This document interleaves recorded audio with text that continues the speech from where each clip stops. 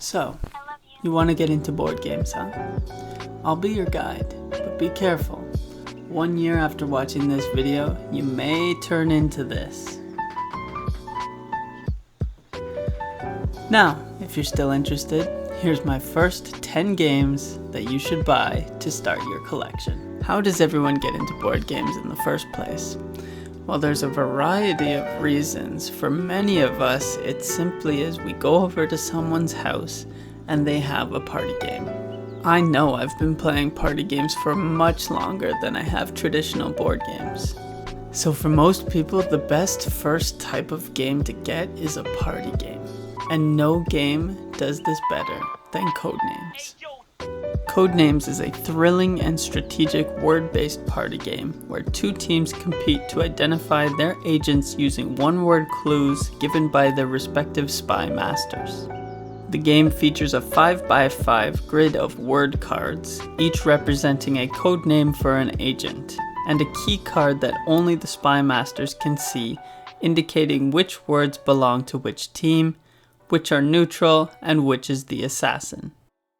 The first team to identify all their agents wins, making Codenames a captivating blend of strategy, deduction, and teamwork, perfect for any game night.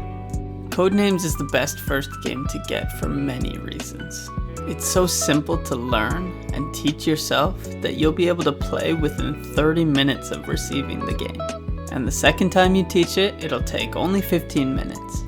The fun and difficulty comes from trying to connect one-word clues with the 8 different words that you'll be given. Syncing perfectly with your partner will always feel immensely satisfying, and trying to connect all the words will be agonizingly difficult. Each game feels new and fresh as the partners and words change.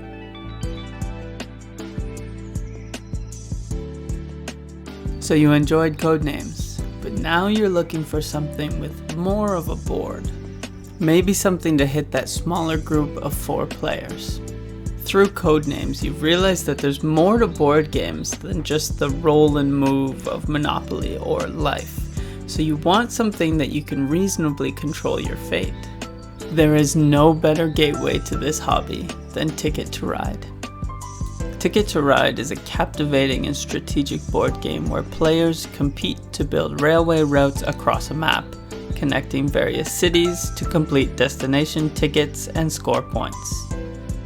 Each player collects train cards of various colors, using them to claim railway routes between cities on the map. Longer routes and completing destination tickets earn players more points, while unfulfilled tickets result in penalties. The game combines elements of planning, resource management, and competitive blocking, as players strive to create the most efficient and extensive railway network. Ticket to Ride's simple rules and engaging gameplay make it a favorite among both casual and experienced board gamers. Look, this game is just so easy. You either pick 2 cards up, or you lay down a route of trains if you have the right cards. That's it.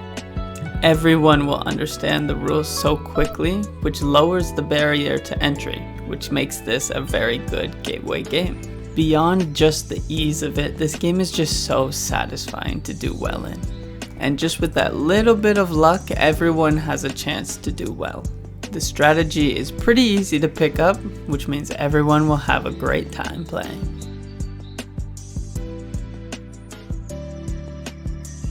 Alright, so you've had your fun with Ticket to Ride, but you want something new, as we board gamers often do. You really liked the team aspect of Codenames and have heard of this co-op thing, and Pandemic is the best place to give it its first try. Pandemic is a cooperative board game where players work together as a team of specialists to stop the global spread of 4 deadly diseases. Each player takes on a unique role with specific abilities, such as a medic or a researcher, and they must travel the world, treating infections, collecting cards, and developing cures. The game involves strategic planning and efficient coordination to prevent outbreaks and control the spread of diseases, as infection rates increase and new outbreaks occur throughout the game. With a shared goal and the constant threat of escalating danger, Pandemic offers an intense and immersive experience that challenges players to think critically and act decisively to save humanity. Co-op games are often a difficult sell because they're so out of the ordinary of how we usually conceive board games. Pandemic introduces people to this concept so brilliantly by the understanding that we're fighting something that everyone hates, a widespread virus. Add that to its incredibly low barrier to entry by how simple it is, and people will quickly understand the charm of co-op play. The upkeep for the game master is very easy, and the puzzles you have to solve using each other's abilities are very satisfying to complete. It's super easy to just pick up and play, and the beginner levels will ensure that you have a good time on your very first play.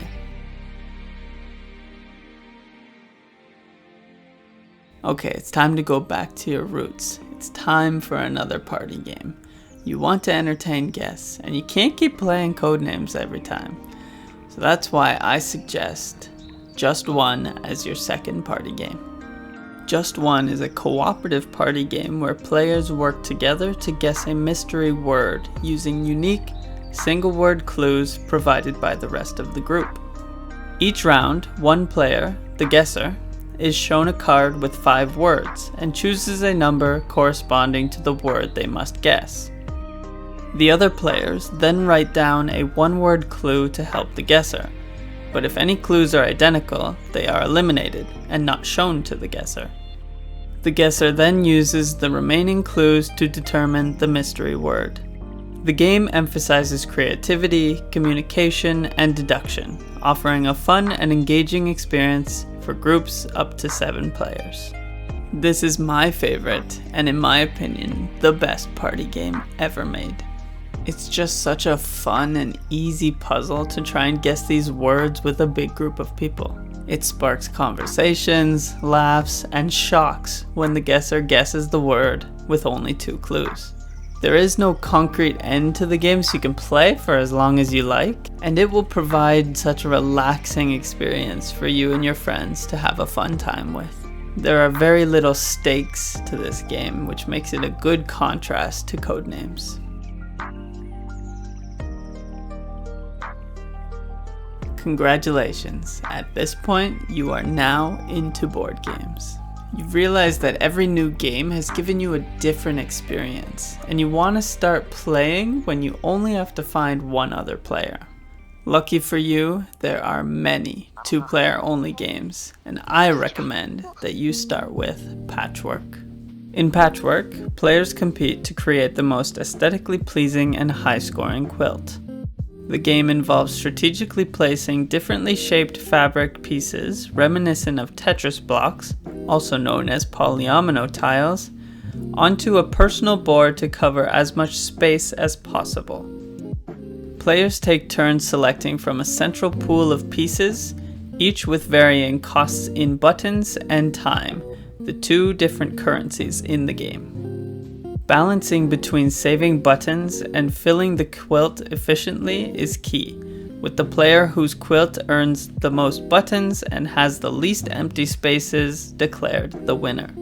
The game combines elements of resource management, spatial reasoning, and timing, making it both challenging and engaging, until the very end. 2 reasons this is the best first 2-player game to get. First, the replayability. I have played this over 30 times, and I am nowhere near getting sick of it. Your points can range from -30 to +30. The polyominoes are just so satisfying to use well, to fit in the quilt so efficiently. The polyominoes will fill your quilt in different ways every game, and each game you will feel like, I could have done that just a little bit better. The second is that it is just so quick and efficient to play. It scratches the board game itch and leaves you satisfied in only 30 minutes. So it's perfect for a night where you don't have that much time.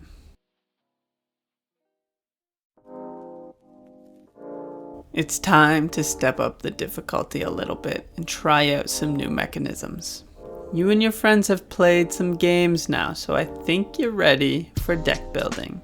By far and away, the best deck builder to play first is Dominion. In Dominion, players will compete to create the most prosperous kingdom by strategically acquiring and utilizing cards from a shared pool. Each player starts with a small deck of basic cards, and throughout a series of turns, buys new cards that provide resources, actions, and points. The game involves careful planning and balancing between expanding one's deck with powerful cards and maintaining efficiency to maximize each turn. The aim of the game is to accumulate the most victory points by the end of the game. Dominion's dynamic and ever-changing setup, due to the variety of available card combinations, ensures a unique and engaging experience every time it's played. This is the grandfather of all deck building games. It may not have been the first, but it was definitely the first one to feel amazing to play. It is so clean and fast. Once you've figured out the mechanism of deck building, you'll be able to sit down and play Dominion in under an hour. The reason why I think it's the best for this list is because it offers so much replayability for just a collection of 10 games. You use about half the cards in the box each game, so there are so many permeations of how you can set up this game. The combos are always changing, and your path to victory will be different each game.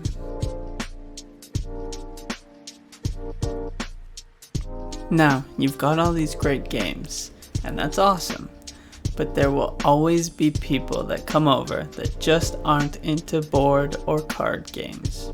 For those people, I recommend a dexterity game, and the best one is Crokinole. Crokinole is a classic tabletop dexterity game where players compete to score points by flicking wooden discs into a central hole or scoring areas on a circular board. The game combines elements of skill and strategy as players aim to position their discs in scoring zones while knocking their opponent's discs out of advantageous spots. The game requires precise aim and control. Crokinole can be played individually or in teams, and its blend of simplicity, competitiveness, and tactile enjoyment make it a timeless favorite for all ages. There just isn't a better dexterity game than this. Flicking discs is something that everyone understands, and you'll be able to set this game down and teach it within 10 minutes. The high skill ceiling will keep you coming back for more after every play. Trust me, just try it once and you'll understand the magic. There are some other really good dexterity games, but nothing matches the accessibility and simplicity of Crokinole.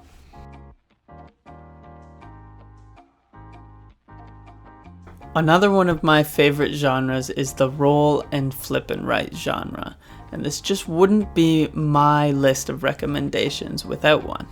Another thing that we're lacking with only 10 games is replayability. So for this choice, I choose Welcome to the Moon. In Welcome to the Moon, players act as space pioneers designing and managing their own lunar colonies. The game features a series of progressively challenging missions, each with unique objectives and maps. Players use combinations of numbers and symbols drawn from a deck of cards to strategically fill out their personal boards.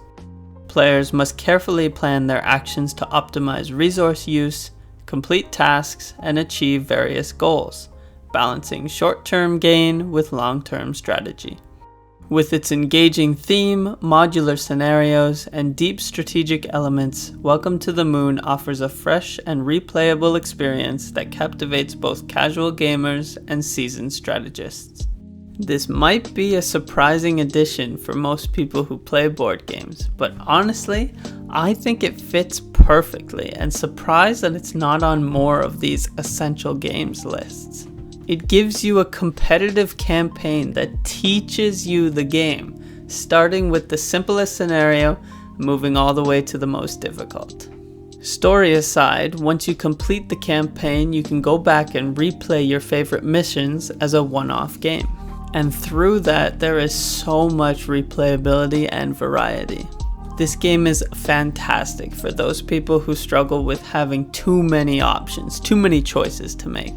Here, every turn, you'll only be making one choice out of 3 different combinations. Filling your board and planning ahead strategically is just so satisfying, and I cannot get enough of this game.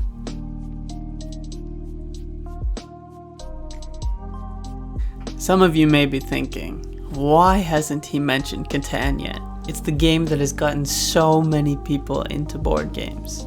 And honestly, they wouldn't be wrong, except I don't think it's the best choice. I think Ticket to Ride is a better gateway game, and I think Space Base is a better version of Catan.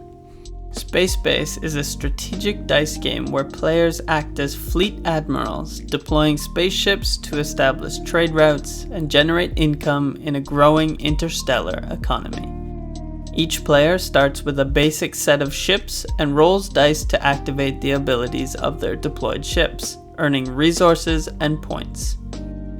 On each turn, players can purchase new ships to replace old ones, upgrading their fleet and unlocking more powerful abilities.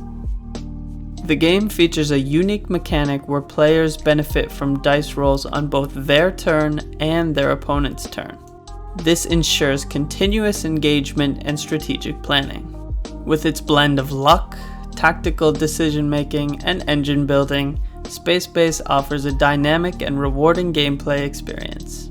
Alright, so let me start with why this game is better than Catan. In Catan, you'll also be gaining resources on other people's turns, but the problem I have with it is that the amount of rewards that you get does not scale with the numbers. So for example, both the 8 and the 12 give you the exact same rewards, despite the 8 having a much higher chance of being rolled.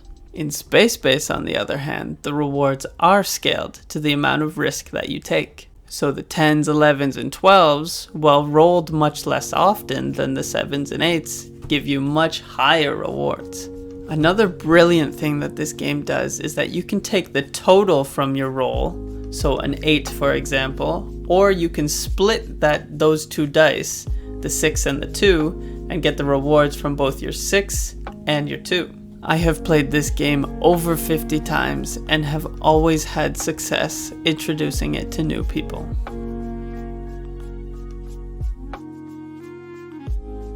One game left, and all that's truly left to do is to test your chops in learning and teaching board games. This final game will truly test if you love board games or not and want to launch yourself into this hobby that will cost you hundreds, if not thousands of dollars by the end of your life. My pick for that difficult game that is totally worth the payoff is Terraforming Mars. Terraforming Mars is a complex strategy board game where players take on the roles of competing corporations tasked with transforming the Red Planet into a habitable environment. Through a combination of resource management, card drafting, and strategic planning, players work to raise the temperature, create oceans, and develop greenery, each represented by specific game milestones. Players play project cards that grant various benefits and build infrastructure, manage resources like titanium and plants, and vie for crucial awards and milestones that grant additional points. The game involves balancing short-term gains with long-term strategies, all while interacting with other players' actions and the evolving game state. With its intricate mechanics, thematic depth, and extensive replayability, Terraforming Mars offers a richly immersive and engaging gaming experience. There are a lot of board games that I could slot into this 10th spot to truly test if you love board games. And I know that there are even more difficult ones than Terraforming Mars, but I think that this one is the perfect first one to try. I speak from experience because this was actually the 3rd game that I ever bought. Now that was entirely too early, as it was way too much for my non-board game brain to try and figure out. But once I did, I fell in love.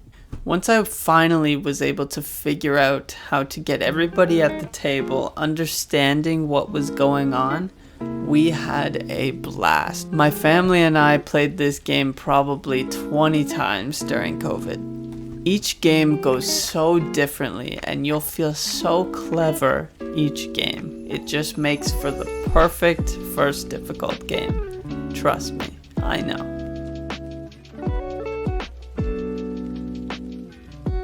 And there is my guide to the first 10 board games you should buy to get addicted to this hobby.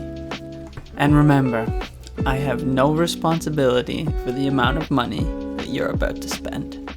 If you enjoyed the video, please like it and leave a comment down below where you think I was right or wrong. And don't forget to subscribe. Thanks for watching. Bye-bye.